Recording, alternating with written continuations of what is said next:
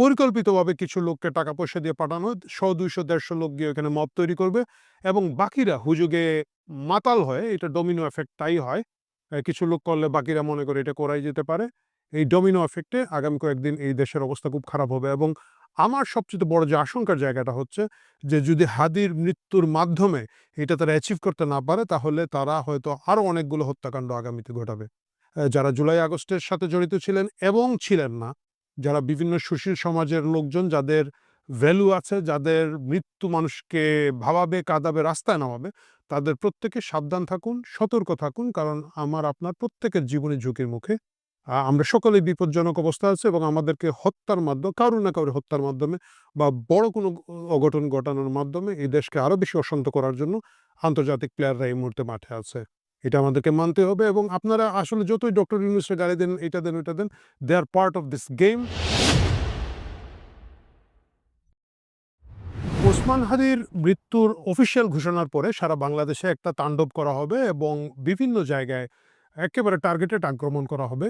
এই খবরটা কিন্তু গত কয়েকদিন ধরে বেশ চাউর।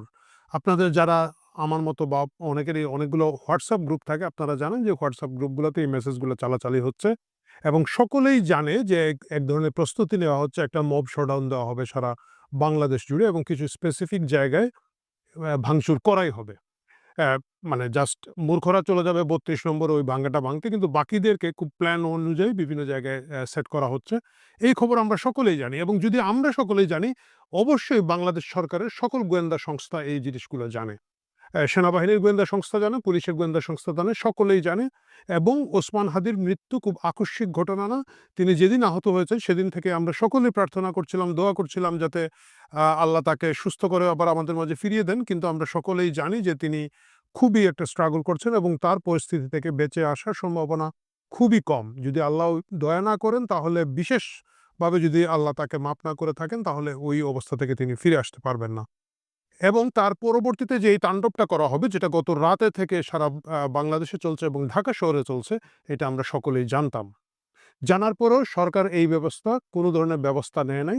আ কারণটা কি?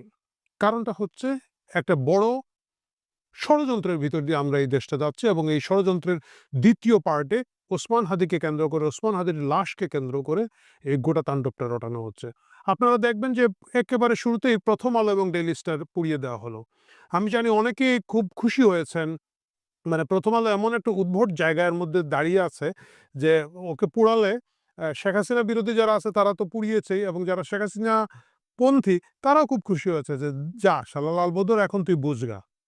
কিন্তু বাস্তবতা হচ্ছে এই খুশি হওয়া আমাদের উচিত না। যে খুশিটা এর আগে, গত বছর ২৪ এর ৫ই আগস্টের আগে এবং পরে অনেকেই হচ্ছিলেন এবং যাদেরকে আমরা বারবার বলছিলাম যে এইটা একটা বৃহত্তর ষড়যন্ত্রের অংশ হিসেবে উগ্র ডানপন্থীদের হাতে এই দেশটা আপনারা তুলে দিচ্ছেন। সেই আমাদের বন্ধু-বান্ধব লাল বদররা অনেকেই তখন এই জিনিসটাকে কলার ঝাড়া দিয়ে দিয়েছেন এবং তারা সকলেই বলেছেন, বিকল্পকে আমি আপনি সকলেই বিকল্প।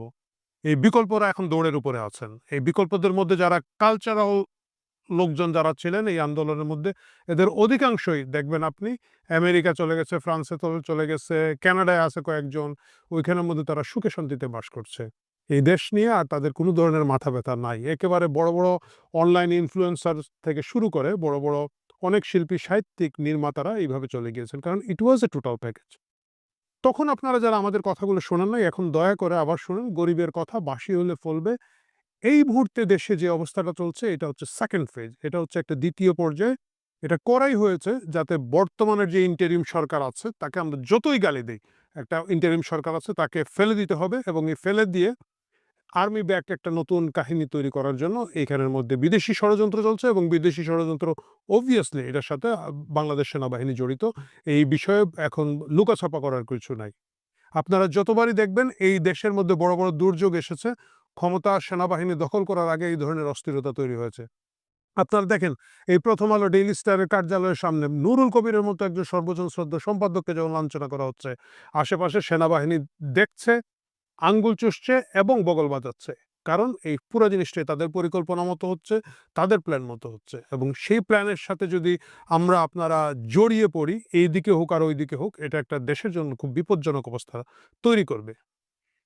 আমাদেরকে বুঝতে হবে যে ওসমান হাদির যে মৃত্যু হয়েছে তাকে যে বা যারা খুন করে থাকুক না কেন তাদের প্রত্যেকের সর্বোচ্চ শাস্তি আমাদের প্রয়োজন আছে। কিন্তু এই খুনিরা কিভাবে এখন পর্যন্ত ধরাছোঁয়ার বাইরে আছে, তারা দেশে থাকুক আর দেশের বাইরে থাকুক, কেন তাদেরকে ধরাছোঁয়া যাচ্ছে না? যেখানে একজন মুখোশ ঢাকা আ কাজের মেয়ে খুন করেছিল, খুন করার পরে তাকে ওই প্রত্যন্ত গ্রামাঞ্চল থেকে ধরে নিয়ে আসা গেল।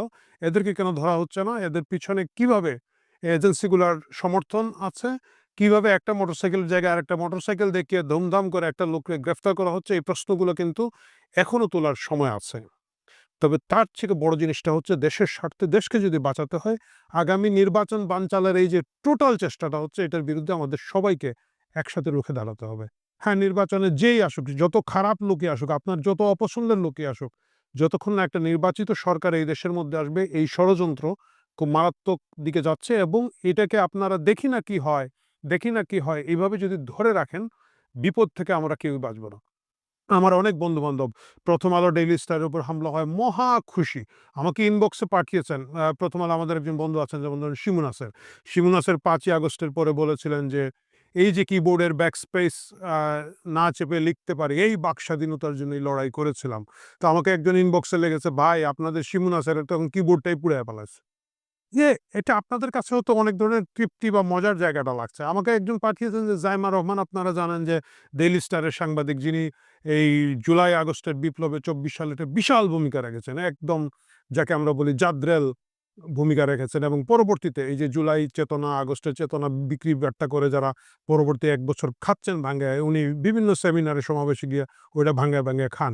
সেটা তার ব্যাপার। কিন্তু উনি যখন শ্বাস নিতে পারছেন না, ফেসবুকে লিখেছেন যে শ্বাস বন্ধ হয়ে যাচ্ছে। মহা খুশি হয়ে লোকজন আমাকে ইনবক্সে স্ক্রিন দিচ্ছে। ভাই এই যে আপনাদের জায়মা রহমান সাংবাদিক ধরা গাইছে।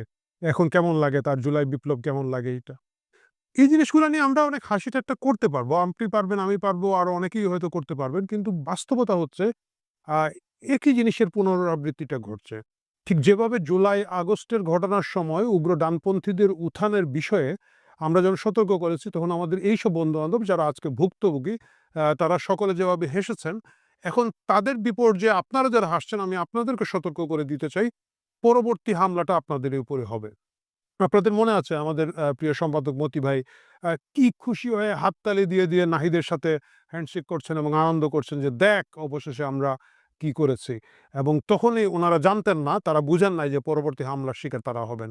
আজকে আপনারা যারা হাসছেন, আজকে আপনারা যারা নিশ্চুপ আছেন, আজকে আপনারা যারা ভাবছেন যে ঠিক আছে লালবদরে, লালবদরে মারামারি হচ্ছে, পরবর্তী বিপদটা আসলে আপনাদের উপরে আসবে। দেশ এখন বিপন্ন এবং আমরা সকলেই বিপন্ন। এবং কিছু উগ্র লোকজন বিভিন্ন দল, মত, গোষ্ঠীর একসাথে হয়ে যে কাজগুলো করছে, এটা আসলে একেবারে বিদেশি সংস্থাগুলোর পরিকল্পনা মতো হচ্ছে। বিদেশি সংস্থাগুলোর মানচিত্র এঁকে দেওয়া পথ, সেই পথের মধ্যে হচ্ছে, একইভাবে হচ্ছে। আপনারা দেখবেন, আমি দেখলাম যে এনসিপির এক নেত্রী যেমন উদীচীকে টার্গেট করে ৩ দিন ধরে স্মির ক্যাম্পেইন করছেন এবং তখনই আমি বুঝেছি যে উদীচী এবং ছায়ানট দুটোর নাম যখন উনি বলেছেন যে এই দুটোর উপরে হামলা করবে, মানে তখন পর্যন্ত তো সকলেই মোটামুটি যারা একটু সচেতন ঢাকায় তারা জানতেন যে একটা হামলার প্রস্তুতি হচ্ছে বিভিন্ন জায়গায় এবং এই প্রস্তুতির মধ্যে তখন ছায়ানট ঢুকে যাবে এবং উদীচী ঢুকে যাবে। এনসিপির ওই নেত্রীর বক্তৃতা, মানে উনি যখন এটা ক্যাম্পেইন শুরু করেছেন তখন কিন্তু ইনবক্সে চালাচালি হয়েছে এবং আমাদের যারা আ সাংস্কৃতিক মনা বন্ধু-বান্ধব আছেন যোগসূত্রে, তারা প্রত্যেকে সতর্ক করেছেন যে হ্যাঁ, এটা হবে এবং এটার পিছনে হয়তো উদীচীর আর্টিস্টরা এবং ছায়ানট এই প্রতিষ্ঠানগুলোর উপরে হামলা হতে পারে।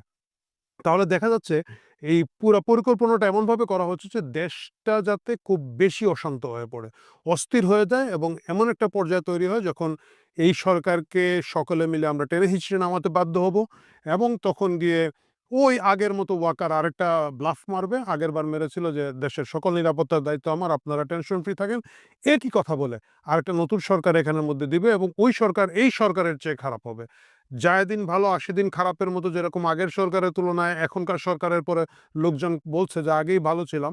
বিশ্বাস করেন এই অথর্ব, অযোগ্য, অদক্ষ, শঠ ডক্টর ইউনূস এবং তার লোকজনের যে সরকার আছে, পরবর্তীতে যে সরকারটা আনার এখন চেষ্টার জন্য এই দেশটার মধ্যে অশান্তি তৈরি করা হচ্ছে, তারা এর চেয়ে খারাপ হবে, এর চেয়ে নির্মম হবে, এর চেয়ে বেশি পিশাচ হবে।